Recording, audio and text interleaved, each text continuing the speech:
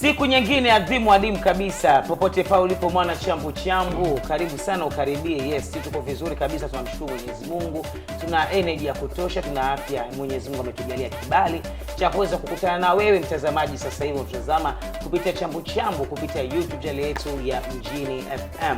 Kwa uzuri kabisa, sisi tunazidi kusisitiza sana na kukuomba sana, endelea kusubscribe, kubonyeza alama kengele notification kuweza kupata updates mbalimbali. Yes, kama kawaida yangu niko na mwenzangu pale Somo.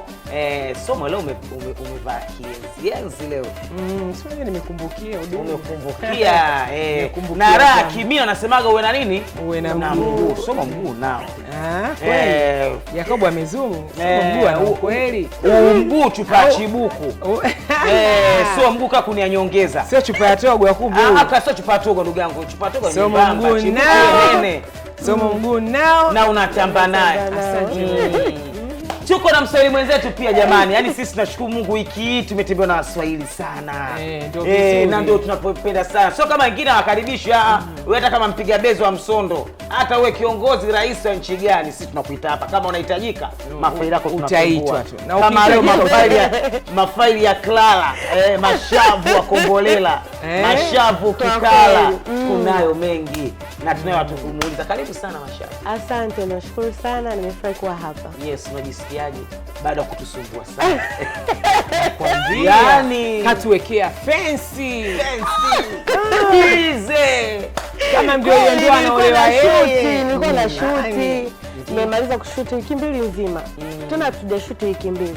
Mwezi mzima kwa sababu ya mvua, hali ya hewa, mambo kidogo yanakuwa yanaingilia na ndio maana nimechelewa. Na bado mnaendelea Bado tunakushukuru kwa muda. Maana sasa hivi Kombolela mko moto. Ukipata tu Kombolela na shukuru. Lakini pia pongezi zile kwa Somo. Maana bila kushika bakora yule Somo Rashida. Maana mimi kijana mwenzio handi dada huyu bwana kuku wangu mwenyewe siwezi kumshikia manati bwana huyu. Mama kauli yake mwana mmoja ndio vizuri na mimi kasema Mwanjara dili naye. Umefikisha sehemu uwezi kubisha. Siwezi, nguvu hizo nitazipata wapi? Hivi Yesini kwanza ilikuwaje ya mvua? Maana umesema mvua nyingi mkakaa mwezi mzima. Tukaona video imetrend sana pale kwenye location yenu. Vipi imeendelea kushoot ama Abdul anabadilika kama fungo za guest? Au mligeuza kwamba vipi ndio kipindi kile?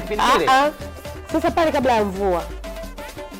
Yaani pale ile kipindupindu tulishuti kabla ya kutokea yale maji yakawa mengi pale.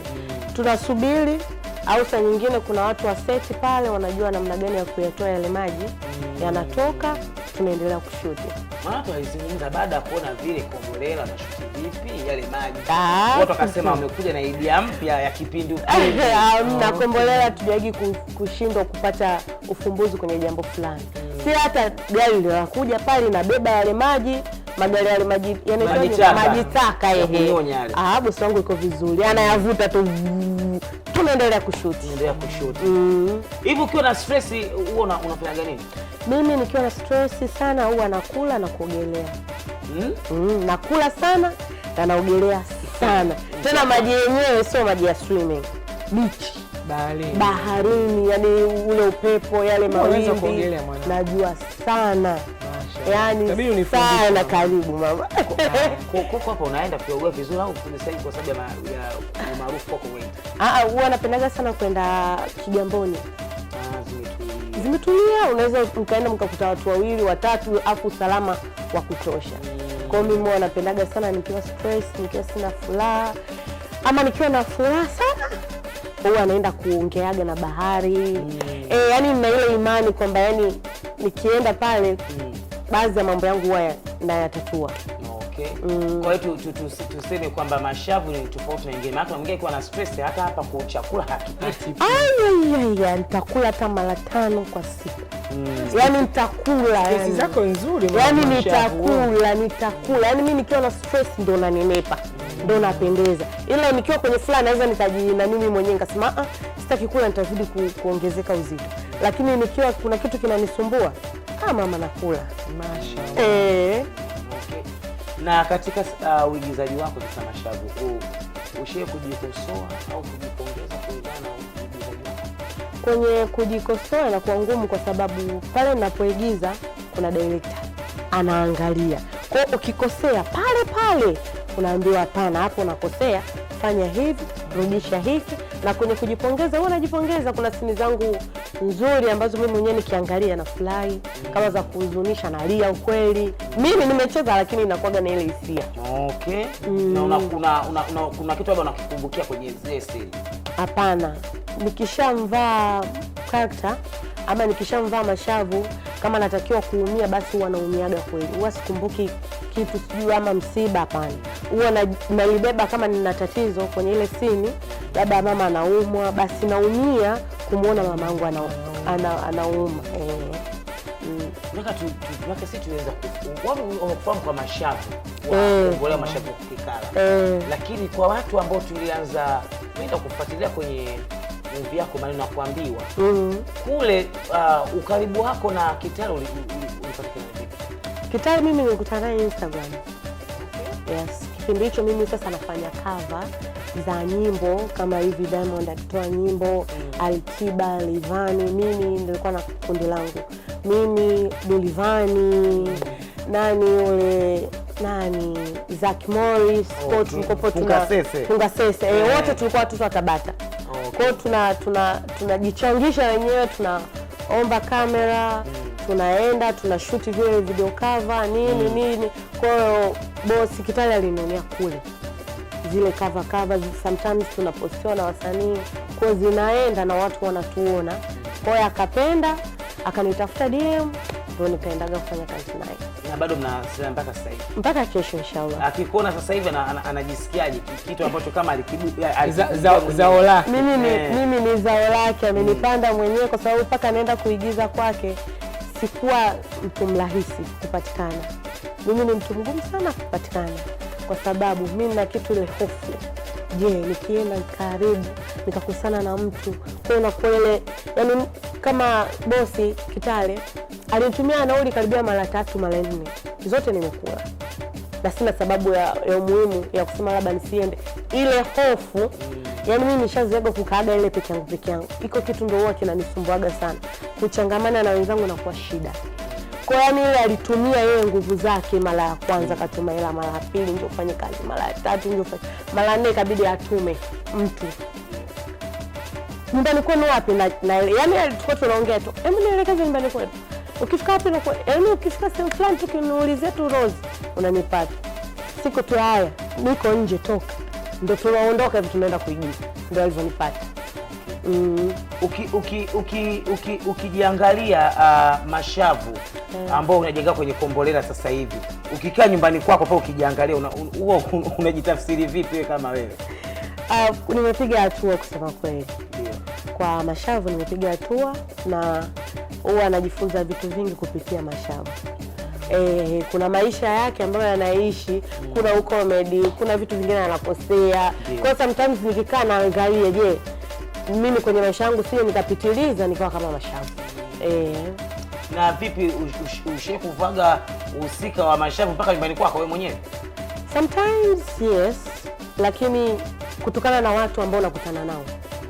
So, mimi ni Rosie Clara, lakini ukikutana na mtu na kaustaarabu kidogo. Sasa ule ustaarabu watu hawataki, wala kuforce uwe mashavu. Yani uongee nao kwa kuchamba, yani nisiwe mtulivu, yani niwe na wage yani niwe heka yani. Nikikaa hivyo basi tu yuko vile mtu unaona msa anafurahi kwamba okay, kwa hiyo kumbe amnitaki mimi, mnamtaka mashavu. Kwa hiyo ili nawafurahisha mashabiki zangu, sasa kwa ndugu zangu. Ngoja niwaektie sauti. Naweza nikaruka sarakasi hapo, naweza nikaongea mtu hajamaliza nimepandia juu. Yani hivyo yani. Kwa kuna star nyingine huwa anafanyaga vitu kama hivyo.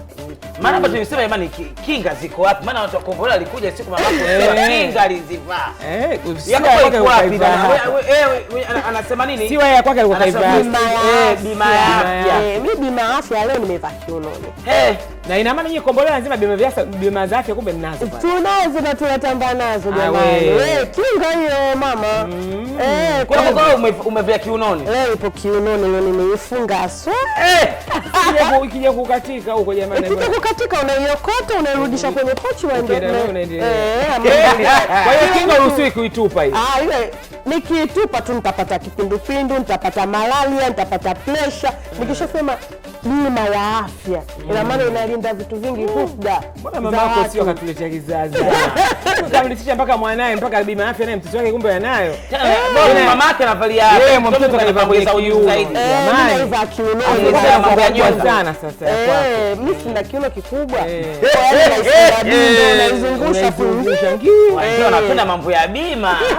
Jamani. Na mimi nitafute kwa kweli bima yangu jamani. Wewe mtafute baada hapa. Sawa mwanangu nitakutafuta. Familia yako ilikupokeaje wakati siku kwanza naambia kwa nataka naanze kuigiza?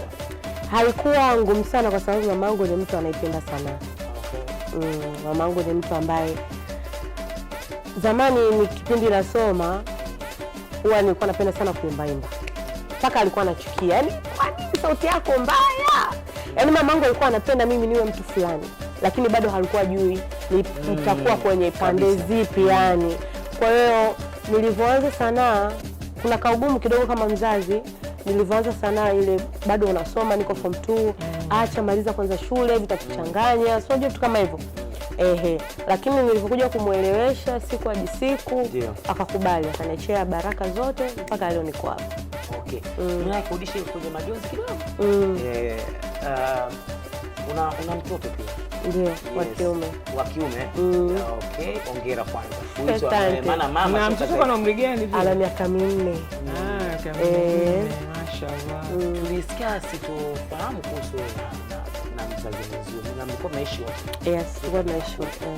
Chanzo ni nini? Maana wengi wanazungumza mengi sana. Chanzo cha mimi na ugomvi na baba ya mtoto wangu, sikuwa mwanamke wa ndoto zake.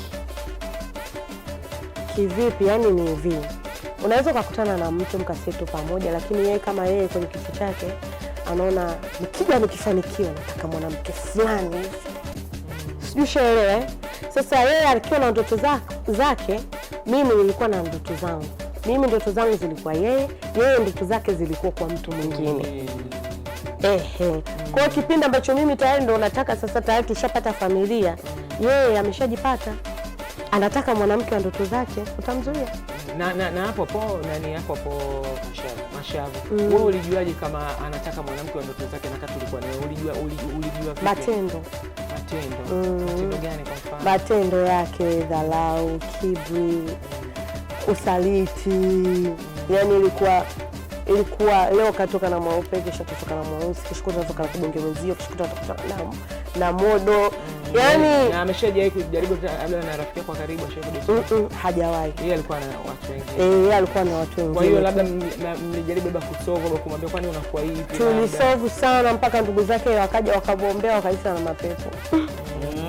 Wakaja wakamwombea kabisa nyumbani. Alipotoka tu akasema haya, nikikosea hapa nitaitoa na kanisa zima sasa waje waniombee. Ndio imagine unaita wazazi kwa sababu kwetu alishajitambulisha. Ilikuwa tayari official, kwao unajulikana, kwetu tunajulikana. Tumekaa karibia miaka 9 ya mahusiano. Mimi nimemaliza shule tu kanidaka. Mimi yani tumeanza wote kwa ualimu tuko nayo. Alafu anakuja anajipata, anakuja anaanza heka za moyo. Mtoto lakini mtoto vipi kuhusu swala mtoto anatekea kuhusu mtoto? Mtoto anamhudumia vizuri sana. Hilo namshukuru Mungu, pia ni jambo zuri. Hilo namshukuru Mungu sana, ni baba mzuri sana kwa mwanangu. Baba mzuri ambaye sikuwahi kutegemea kwamba itafika hatua. Yeye ni mtu wa matendo yake tu, ndio machafu. Lakini kwenye masuala ya malezi ya mtoto wake, yule baba yuko vizuri, Mwenyezi Mungu amweke. Ameoa sasa hivi? Hajaoa. Bado ila ana watoto wengine. Ila bado anaendelea kureresha. Kazi yake ile. Tuambie tujue mwenzangu naye asikia. Mireresho vipi uko nje? Sijajua anavyoendelea huko, lakini mimi na yeye naona tuko sawa tu, tunamlea mtoto wetu vizuri. Kwa hiyo ya kwake umemwachia. Ya kwake wewe mwenyewe. Ukishona si cha kwako, kwa nini ukililie? Unakiacha. Hapana. Na Mashavu kweli toka mmeachana Yenganga unasema mje kukutana kweli kupasha kujibusti kidogo. Amna hiyo, yuko kwenye mahusiano yake mashallah. Na wewe jimbo liko wazi au sasa hivi jimbo lina mgombea? Mimi niko na mtu. Unaye mtu. Mashaallah. Kwa hiyo ni moja ya moja yani. Hapo sasa goma draw. Hapo ndo napopapenda. Hapo ndo napopapenda. Sasa mwenyewe napenda. Hebu tuambie shemeji yetu sasa hivi, hebu mwangampe sifa zake, ni shemeji ya design gani? Mko wake wa Njara na ina maana huyu sasa hivi ndo ndoto zako sasa au maana yule sio ndoto zake wewe. Kikubwa mimi ninachojua ikifika muda sahihi, kama ni wa ndoto ataendelea kuwa wa kwangu, kama si wa kwangu siwezi kung'ang'ania. Anampenda mtoto wako lakini? Ana mapenzi tu mazuri na mtoto wangu. Alhamdulillah, anatulea vizuri. Mimi pamoja na mtoto wangu.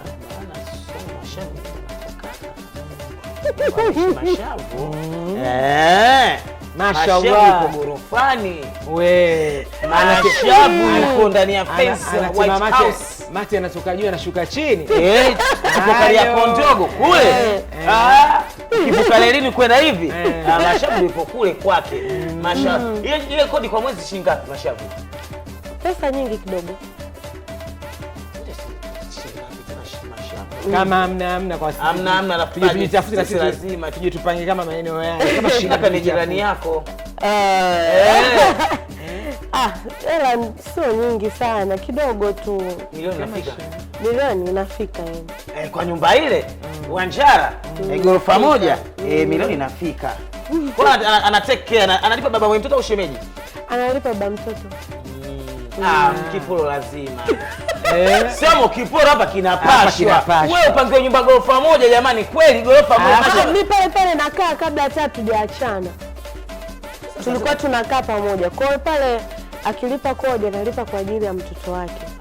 Anakuja kumuona pale mtoto nyumbani.